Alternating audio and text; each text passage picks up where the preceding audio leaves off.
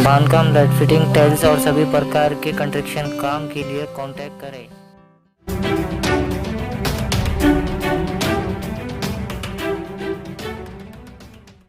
और इसी तरह के मज़ामीन वो मुसलसल लिखते रहे थे, जिसका नतीजा ये हुआ कि पूरी कौम जो है एक तरह से सुधर गई, राह रास्त पर आ गई। आज इस काम का बीड़ा शकील अहमद खान ने उठाया और इनके जो मज़ामीन हैं, ये मज़ामीन के बारे में तो आपने बहुत सारी बातें सुन ली, लेकिन कुछ बातें मैं बताऊं कि ये मज़ामीन आपको इंस्पायर करते हैं, आप में एक जोश पैदा करते हैं, आप में कुछ सीखने की सलाहियत पैदा करते हैं। अगर कम हिम्मती है तो वो हिम्मत देते हैं, इस्तक़लाल देते हैं और ये बताते हैं कि मायूसी के अंधेरे में अगर हम बैठे रहे तो रोशनी खुद से चलकर नहीं आएगी, हमको रोशनी की तरफ खुद कदम उठाना होगा। और वो कदम किस तरह उठा सकते हैं, उसके लिए उन्होंने कभी वाक़े के जरिए, कभी किसी किरदार के जरिए, कभी किसी बड़े मुफक्किर के कौल के जरिए, कभी किसी कहानी के जरिए वो बात समझाने की कोशिश की है। और उनका अंदाज इतना अच्छा है कि वो क्या नसीहत कर रहे हैं, आदमी पढ़ने वाला उस नसीहत को तो समझ जाता है, लेकिन वो नसीहत कर रहे हैं या खामोखा अपने अल्फाज हम पर थोप रहे हैं, इसका एहसास नहीं होता, बल्कि उनकी बातें दिल में उतरती हैं। क्योंकि मुझे जो वक्त दिया गया है वो खत्म हो रहा है। मैं आप तमाम का शुक्रिया अदा करता हूं कि मुझे आप लोगों ने मदद किया और ये जो कुछ भी थोड़ी बहुत समा खराशी मैं कर सकता था मैंने किया, जिसके लिए मैं माफी चाहता हूं। बहुत शुक्रिया। टीचर के लिए है, उसके लिए हमको अपना अलग सा प्रोग्राम बनाना होगा कि किस तरह हम अपने रसूल के एम्बेसडर्स पैदा करें इस दुनिया में। और वो एम्बेसडर्स अगर पैदा होते हैं तो हमारा हुलिया देखकर हमारी इज्जत किसी के नजर में हो।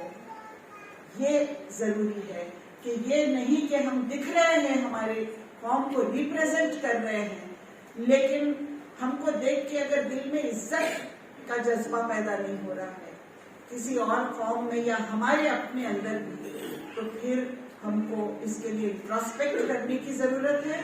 और वो इंट्रोस्पेक्शन का प्लेटफॉर्म आज यहाँ पर बनाया गया है, ऐसा मुझे लगता है। तालीम है, अदब है, पॉलिटिक्स है और भी सोशल फील्ड्स है, हम सबको मिलकर ये काम करना होगा। मैं देख रही हूँ कि रोशनी है, पूरा अंधेरा नहीं, रोशनी है। बहुत जगहों पर ये काम बहुत अच्छी तरह हो रहा है, भले ही थोड़ी से लोग हैं जो कर रहे हैं, लेकिन इन लोगों के काम को आगे बढ़ाना है। सबसे ज्यादा अहम इसमें मुझे लगता है कि जो दीनी तालीम फहमे कुरान के जरिए से अलग अलग इंस्टीट्यूट्स जो यूनिट्स बनाकर, औरंगाबाद में तो बहुत सारे खवातीन के यूनिट्स बने और बहुत अच्छी तरह तालीमी मैदान में डॉक्टर, इंजीनियर, लॉयर्स, ये खवातीन वो फहमे कुरान का काम तालीम हासिल कर रहे हैं, कुरान का फहम कर रहे हैं, समझ रहे हैं।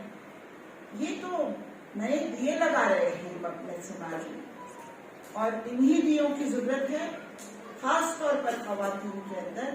रिजवाना अंजुम, आई थिंक इस रिजवाना शमीम हमको इस डायरेक्शन में बज़्म खवातीन की तरफ से काम करना होगा।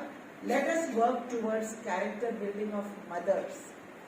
माएँ अगर हाई कैरेक्टर के हों तो समाज अपने आप घट जाएगा। यही मकसद लेकर हम आगे चलेंगे। इतना ही कहती हूँ, आप सबसे इजाजत चाहती हूँ। शुक्रिया।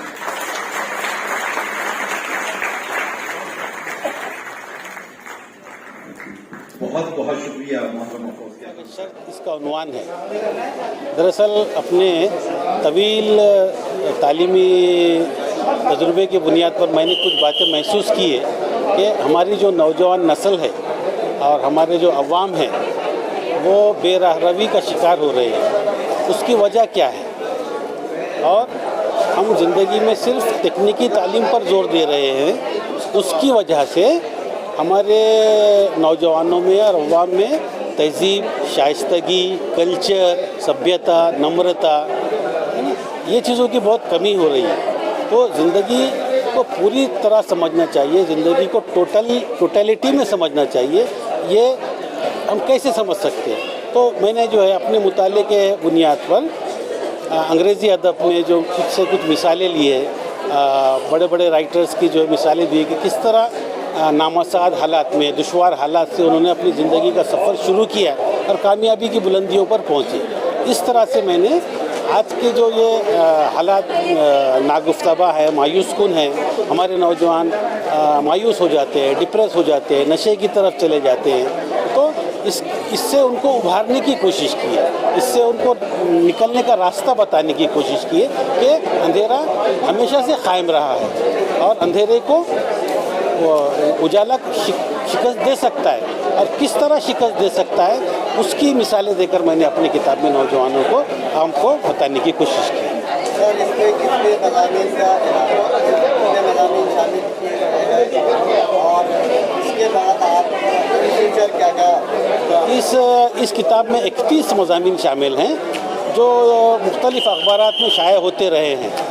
یہ ایک الگ طرح کی طرز تحریر ہے، جیسا کہ میں نے کہا کہ اس میں موٹیویشنل ہے، لیکن میں بنیادی طور پر اردو ادب میں بھی انشائیے لکھتا ہوں، تنقید لکھتا ہوں، تبصرے لکھتا ہوں، جو بھی اردو کے اہم میگزینس وغیرہ میں شائع ہوتے رہتے ہیں. اب اس کے بعد جو ہے میرا اردو کے جو میں نے انشائیے لکھے ہیں، تبصرے لکھے ہیں، وہ اس کی ایک کتاب میری ابھی زیر ترتیب ہے. انشاءاللہ بہت جلد وہ کتاب بھی سامنے آئے گی. آپ کا پورا نام ہے؟ میرا نام ہے شکیل احمد خان. شکیل احمد خان. میں بیڑ سے تعلق رکھتا ہوں اور 35 سال میری سروس ہو چکی ہے جالنا. جن کا تعلق سماجیات سے، ادب سے ہے، وہ انجام دیتے ہیں.